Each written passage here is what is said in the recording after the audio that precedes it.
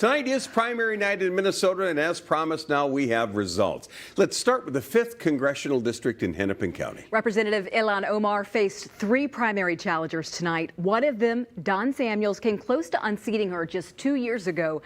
However, tonight, Omar wins easily this time, a difference of 16,000 votes.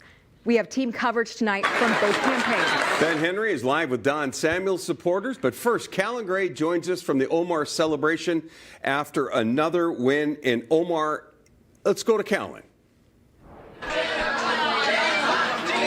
Representative Omar just wrapped up speaking. You can see how crowded it is here. This group that is gathered erupting in cheers when those polling results came in, showing that she had beat Don Samuels by more than 13 percentage points, which is a pretty incredible lead when you consider 2 years ago the difference was only about 2 percentage points.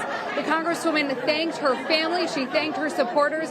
She emphasized the joy in her campaign, which is something we have heard from Democratic campaigns nationally this year. She said she is honored by this victory.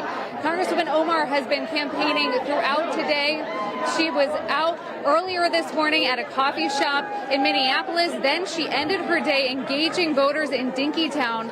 Just earlier this month, Senator Bernie Sanders was in town to help drum up support for the progressive Democrat. Again, this was a very tight race 2 years ago. Congresswoman Omar substantially increasing her lead. This year, she was the DFL-endorsed candidate, so we did see Party Chair Ken Martin here this evening, along with elected officials on both the state and local level.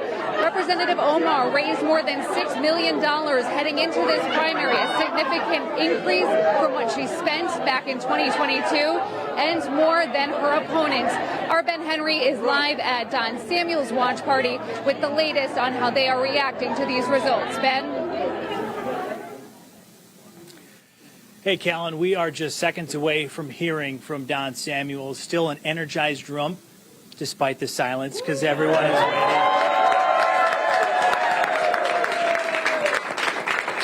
Still energized, but disappointed, of course. Losing to incumbent Ilhan Omar. They had a lot of energy coming into tonight because of how close that race was a couple years ago. We did speak with Don not too long ago, again, about those feelings coming into tonight.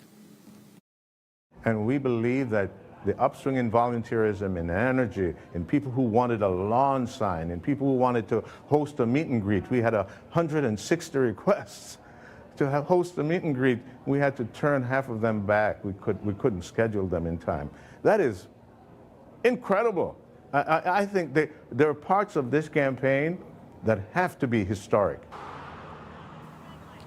Samuel said that upswing included 1,300 volunteers, way more than the 100 he said they had 2 years ago. Some of them here greeting him with a round of applause and hugs as he joined the watch party around 8 o'clock tonight.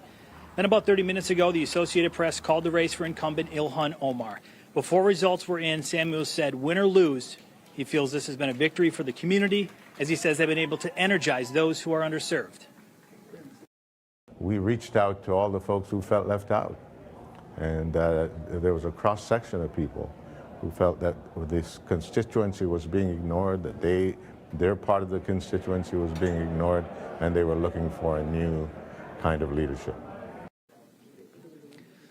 Again, the room continues to be filled here. Dozens of supporters making it out to the watch party, waiting to hear from Mr. Samuels. You know, family is really important to him. He is spending some time with them as they reflect on the results. Again, the incumbent Ilhan Omar winning CD5. Samuels said no matter the outcome tonight, though, he plans to continue to support the ticket, including Vice President Kamala Harris and Governor Tim Walz on their race for the White House. We will continue to be here as we expect to hear from Don shortly. Live in Minneapolis, Ben Henry, 5 Eyewitness News. Thank you, Ben.